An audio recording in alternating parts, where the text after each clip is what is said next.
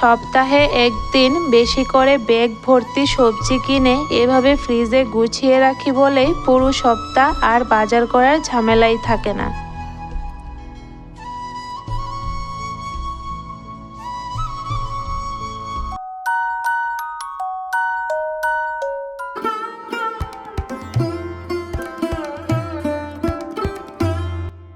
রাধে রাধে বন্ধুরা, good morning. কেমন আছো তোমরা সবাই? আশা করি যে যেখানেই আছো ভালো আছো, সুস্থ আছো। আমরাও ভীষণ ভালো আছি। আজকের ভিডিওটা বন্ধুরা একটু অন্যরকমভাবেই শুরু করছি শাড়ি পরে। তো ভাবছি যে আজকে শাড়ি পরে ব্লগটা করি, তাহলে হয়তো দেখতে ভালো লাগবে। প্রতিদিন জানো তো একঘেয়েমি হয়ে যায় যে নাইটি পরে ব্লগ বানাই বা কাজকর্ম করি, তো তোমাদেরও হয়তো দেখতে ভালো লাগবে না, আর আমারও ভালো লাগছিল না। তো ভাবলাম যে আজকে একটা শাড়ি পরে তারপরে সংসারের কাজ করি।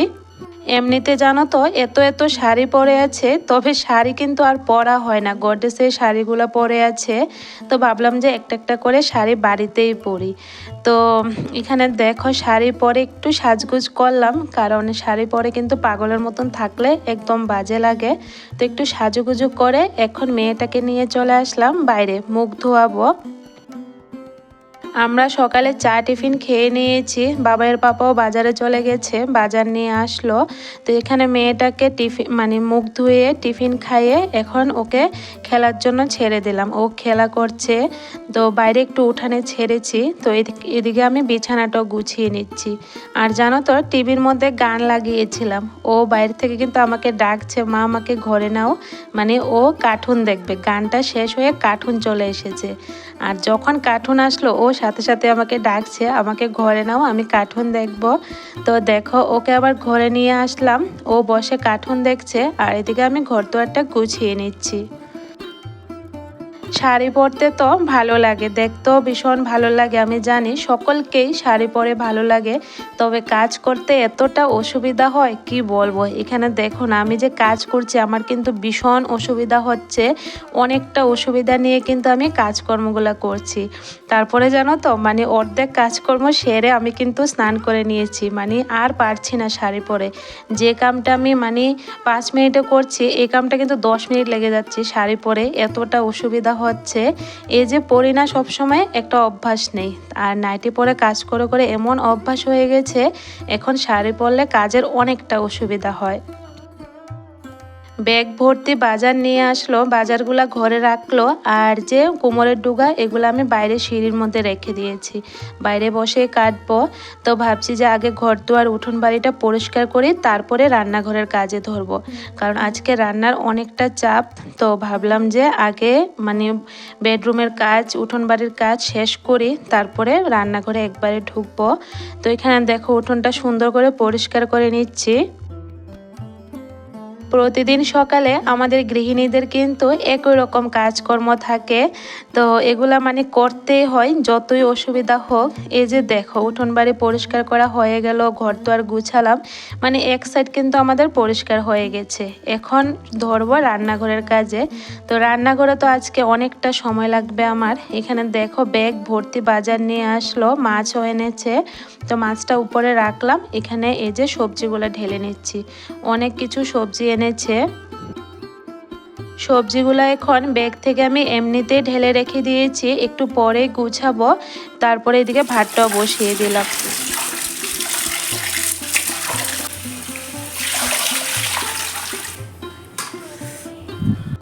ভাত বসিয়ে জানো তো চিন্তা করছি যে কি রান্না করব। আগে থেকে কিছুই ভেবে রাখিনি। তো একটুখানি মাংস ছিল, ভর্তা বানিয়েছিলাম গতকালকে, আরও একটুখানি মাংস আমি ফ্রিজে রেখে দিয়েছিলাম। তো ভাবলাম যে আজকে মাংসটাকে আমি গুদক বানাবো। তো এখানে দেখো অনেক রকমের সবজি একটু একটু করে কাটলাম। তারপরে এই যে একটা হাঁড়ির মধ্যে সবজিগুলো দিয়ে দিচ্ছি, তারপরে মাঝখানে দিয়ে দিচ্ছি মাংসগুলা।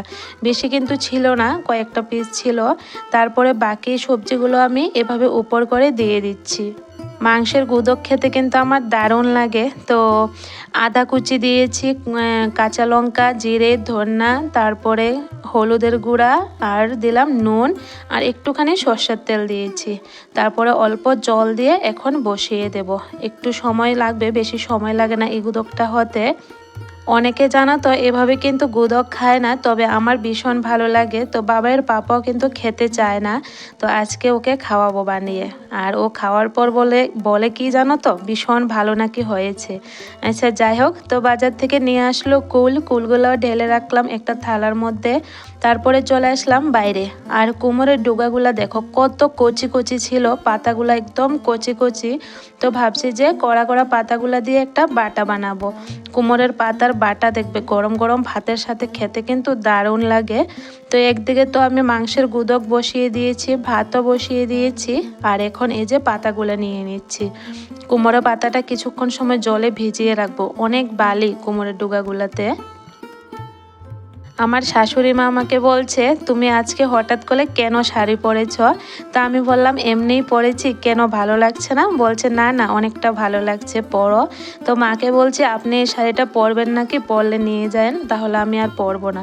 কেন জানো তো বন্ধুরা, শাড়িটা অনেকটা মানে হাইটে ছোট, আমাকে হয় না শাড়িটা পরতে, অনেকটা অসুবিধা হয়। তো আমার শাশুড়ি মা তো একটু হাইটে ছোট, তার জন্য মা কিন্তু মানে শাড়িগুলো ছোট হলো মা পরতে পারে। তো মাকে বলছি পরবেন কিনা, আমাকে বলছে কয়েকটা দিন তুমি পরো তারপরে আমাকে দিও। তো আচ্ছা যাই হোক, কয়েকদিন পরি তাহলে। তো দেখো গুদকটাও হয়ে গেছে, একটু টেস্ট করেছিলাম নুন ঠিক আছে কিনা, কারণ গুদকের মধ্যে নুন ঠিক না থাকলে কিন্তু হয় না, আবার নুন ঠিক হলে গুদকটা খেতে টেস্টি হয়। কুমড়োর পাতাগুলা হালকা করে সিদ্ধ করে নিয়েছি, এখন মিক্সিতে বেটে নিচ্ছি। তো আগে জানো তো পাটার মধ্যে বাটতাম, তবে এখন মিক্সিতেই হয়ে যায়। তো চলো ভর্তাটা বানাই। ভর্তাটার মধ্যে আমি দিচ্ছি শুকনো লঙ্কা পুড়নে, তারপরে পেঁয়াজ কুচি, কাঁচা লঙ্কা চিড়ে দিয়েছি। তো এখন মানে এগুলা সব কিছু একটু ভাজা ভাজা হবে, তারপরে কিন্তু দেব এই যে বাটাটা। পাতা বাটাটা আমাদের বাড়িতে খেতে সবাই পছন্দ করে, আমিও ভীষণ পছন্দ করি। তবে আজকের পাতা বাটাটাতে অনেকটা তেল দিয়ে আমি মানে বাটাটা করেছি, ভীষণ ভালো হয়েছে খেতে। আমাদের বাড়ির সামনে কাজ চলছে জানো তো, তার জন্য বাবার পাপা বাড়িতে আসলে ওই যে সামনের দিকে একটু কাজকর্ম করে। তো সকালে যার কারণে একটু তাড়াহুড়ো করে রান্নাটা করতে হয়, সকালে সবাই আমরা ভাত খাই। তো দেখো বাবার পাপা আসলো ভাত খাওয়ার জন্য, এখানে গুদক আর পাতা বাটা দিয়ে ওকে ভাত দিয়ে দিলাম। ঘরে আসবে না বলছে, পায়ের মতো অনেকটা মাটি ছিল, তার জন্য ওইখানে বসে ভাতটা খেলো। আর এদিকে আমি মাছের তরকারিটাও বসিয়ে দিচ্ছি। আজকে মাছের তরকারিটা আমি রান্না করব ফুলকপি দিয়ে। অনেক দিন হয়ে গেছে ফুলকপি খাওয়া হচ্ছে না আমাদের ঘরে, কিন্তু আমি ফুলকপি খুব কম রান্না করি, তোমরা দেখতে পাও, কারণ ফুলকপিটা আমার ভালো লাগে না খেতে। তো অনেক দিন হয়ে গেছে যেহেতু, আজকে ওকে বললাম যে বাজার থেকে আসার সময় কয়েকটা ফুলকপি নিয়ে আসো, তো আজকে একটু ফুলকপির তরকারি করব। তো ইচ্ছে করছিল খাওয়ার।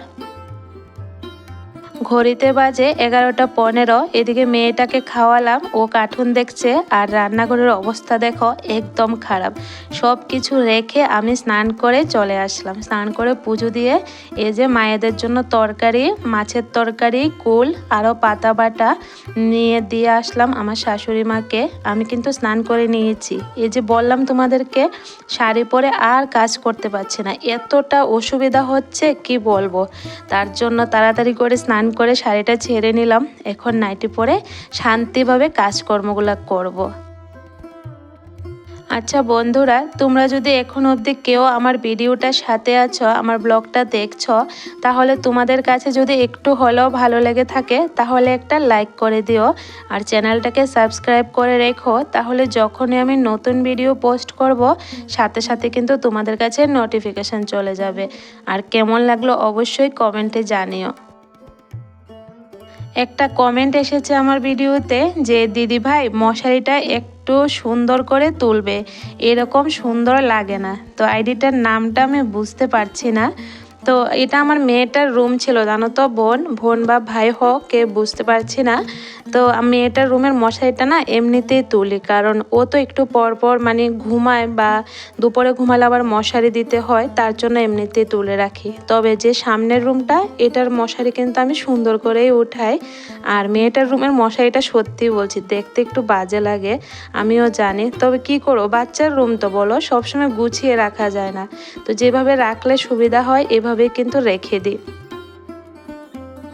বসে গেলাম এখন সবজিগুলা গুছাতে। আর আমরা কিন্তু সাপ্তাহিক বাজার করি, সপ্তাহে একদিন এভাবে বেশি করে ব্যাগ ভর্তি সবজি কিনে ফ্রিজে সুন্দর করে গুছিয়ে রাখি বলে কিন্তু পুরো সপ্তাহ আর বাজার করার ঝামেলা থাকে না। তো দেখো সবগুলা সবজি যেটা যেখানে রাখার আমি সুন্দর করে গুছিয়ে নিচ্ছি। আর বাকি সবজিগুলো আমি পলিথিনের মধ্যে প্যাকেট করে করে মানে ফ্রিজের মধ্যে রেখে দেব, তাহলে একটা সবজিও কিন্তু নষ্ট হবে না। আর যে কটা সবজি বাইরে দেখছো এগুলা কিন্তু বাবার পাপা নিয়ে যাবে, তার জন্য বাইরে ছিল। আর যে কটা আমি এই যে পলিথিনের মধ্যে ভরে নিয়েছি এগুলা সব আমাদের ঘরেই থাকবে পুরো সপ্তাহে। কিন্তু আমি আর কোনো সবজি বাজার করব না। আর বাড়িতে তো টুকটাক সবজি লাগিয়েছি, তো বাজার করার কোনো আর ঝামেলাই থাকে না, সময়ও অনেকটা বাঁচে। আর মানে টেনশনও থাকে না যে সকালটা হলে কি রান্না করব বা বাজারে যেতে হবে, এই টেনশনটা কিন্তু আর থাকে না।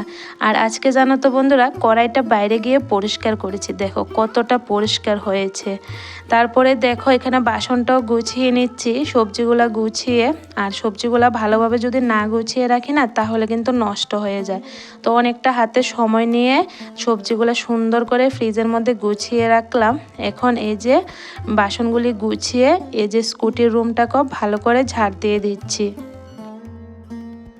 চুমকি বোন আমাকে বলেছ যে অনেক দিন পর তোমার ভিডিও দেখছিলাম, তুমি কেমন আছো, ভালো আছো, তুমি কি অ্যাপস দিয়ে ভিডিও বানাও? তো আমি ভালো আছি গো বোন, তুমি কেমন আছো জানিও। আর অনেক দিন পর সত্যি আজকে কমেন্ট দেখলাম তোমার, অনেক ভালো লেগেছে। আর যে বললে আমি কি অ্যাপস দিয়ে ভিডিও বানাই, আমি ইনশর্ট অ্যাপসটা দিয়ে ভিডিও এডিট করি। ঘরে বাইরের সমস্ত কাজকর্ম আমার হয়ে গেছে, তবে সব থেকে যেটা ইম্পর্টেন্ট কাজ সেটা হলো এই যে গ্যাসের চুলাচাটি পরিষ্কার করা। আর এটা যতক্ষণ অবধি করব না আমার কাছে কিন্তু একটা অশান্তিকর লাগে যে রান্নাঘরের কাজ তো কমপ্লিট হলো না। কারণ আমরা মেয়েরা বেশিরভাগ সময়টাই কিন্তু রান্নাঘরে কাটাই, আর রান্নাঘরটা যদি পরিষ্কার না থাকে কাজ করতে দেখবে ভালো লাগে না। তো এখন মানে ধরলাম গ্যাসের চুলাটা পরিষ্কার করলাম, রান্নাঘরটাকেও একটু জল ছিটে দিয়ে ফিনাইল দিয়ে মুছে নিচ্ছি। আজকে দুপুরের খাওয়া দাওয়া অনেকটা লেট হয়ে গেছে, বাবার পাপাকে বলছি তাড়াতাড়ি স্নানটা করো, দুপুরের খাবার খাই, অনেকটা লেট হয়ে গেছে। ছেলেও এসে গেছে স্কুল থেকে, তো ও যেহেতু স্নান করছে না ভাবলাম যে রান্নাঘর আর এই যে স্কুটির রুমটাকেও পরিষ্কার করে নিই। তো ছেলেটা স্নান করতে গিয়েছে, এদিকে আমি ছেলের স্কুলের জুতাটাও পরিষ্কার করে নিচ্ছি। তো ভাবলাম যে কোমরের ডুগাগুলো এখন বেছে নেব, তারপরে আমাকে বলছে যে ভাত বাড়ো, ভাতটা খাই তারপরে এগুলো বাছো। তো এখন দেখো সকলের জন্য ভাত বেড়ে নিচ্ছি। আজকে রান্নাবাড়া কি করেছি সেটা তো তোমরা দেখলেই, মাংসের গুদক করলাম সবজি দিয়ে, এরপরে পাতা ভর্তা, আর এখানে মাছের ঝোল করেছি ফুলকপি আর টমেটো দিয়ে। তো এখন দুপুরের খাবারটা সবাই একসাথে বসে খেয়ে নিচ্ছি। আর খাওয়ার পর জানো তো আমার কিন্তু আবার কাজ আছে, এই যে কোমরের ডুগাগুলো বাছতে হবে। এগুলা যদি আজকে না বাছি না আবার মানে পরে আঁশ উঠতে যাবে না, এতটা মানে নষ্ট হয়ে যাবে। সবগুলি ডুগা কাটা হয়ে গেছে, দেখো কত সুন্দর মোটা মোটা ডুগাগুলা। সকালে কাটতে পারিনি, সকালে যদি কাটতে পারতাম তাহলে কিন্তু সকালে রান্নাটা করতাম। তো এখন বিকেলবেলায় কেটে রাখলাম, কালকে রান্না করব।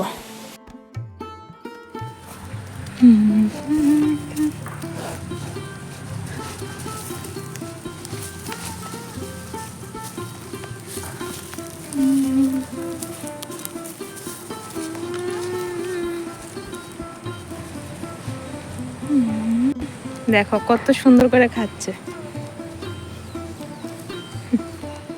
চলো বাড়িতে যাওয়া যাক।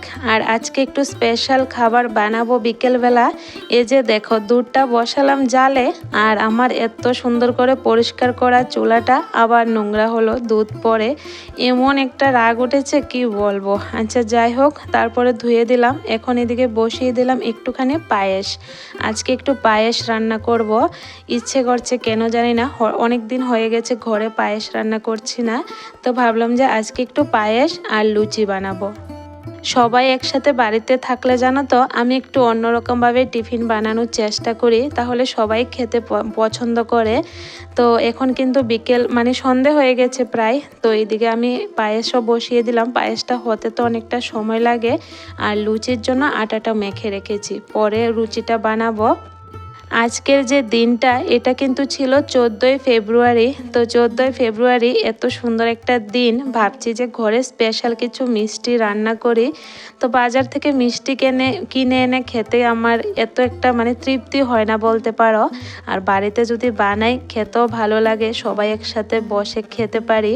তো দেখো পায়েসটাও হয়ে গেছে, আর এখানে লাস্টে আমি 1 চামচ ঘি দিয়ে দিলাম। ঘিটা দিলে পায়েসটার ফ্লেভারটা কিন্তু ভীষণ ভালো হয়, খুব ভালো লাগে। আগে জানো তো ঘি কিন্তু আমি দিতাম না, তবে পরে যখন এটা দিলাম মানে এক জায়গাতে দেখেছিলাম এভাবে ঘি দে, তারপরে থেকে আমিও দিই, এতটা ভালো লাগে ঘি দেওয়ার পর কি বলবো। তো এখন দেখো পায়েস তো হয়ে গেছে, গরম গরম লুচি ভেজে নিচ্ছি, ফুলকো ফুলকো লুচি। প্রথমে ভেবেছিলাম সাদা সাদা লুচি ভাজবো আজকে, তারপরে বাবার পাপা বলছে না একটু লাল করো, লাল করলে খেতে ভালো লাগে। তো আচ্ছা যাই হোক, সবার পছন্দ মতোই ভাজি। তো এখন দেখো একটু লাল লাল করে লুচিগুলো ভেজে নিচ্ছি। সন্ধ্যা লুচিটাও ভেজে নিয়েছি, কারণ আমার শ্বশুর শাশুড়ি কিন্তু সন্ধ্যাবেলায় মানে তাড়াতাড়ি ভাত খেয়ে নেয়, তার জন্য সন্ধ্যার সময় টিফিনটা দিয়ে দিলাম। কি গো, এটা নিয়ে দিয়ে তুমি? হ্যাঁ না না, তুমি নিয়ে দিয়ে নিয়ে। লুচি পায়েস খাবে বলে আমি রান্না করলাম। আর জানো তো দুপুরে যে মাংসের গুদক ছিল, গুদকটা এতটা টেস্টি হয়েছে, এখন বলছে ওরা নাকি পায়েস দিয়ে লুচি খাবে না, পরের দিন খাবে। আজকে নাকি মাংস গুদক দিয়ে খাবে। তো আমি বললাম পায়েসটা রান্না করলাম, কেউ খাবে না। তো যাই হোক, আমি একটা লুচি পায়েস দিয়ে ট্রাই করলাম, কেমন লাগলো। আমিও কিন্তু মাংসের গুদক দিয়ে পরে লুচি খেয়েছি, ভীষণ ভালো হয়েছে। পায়েসটাও ভালো হয়েছে, লুচিগুলো নরম নরম হয়েছে।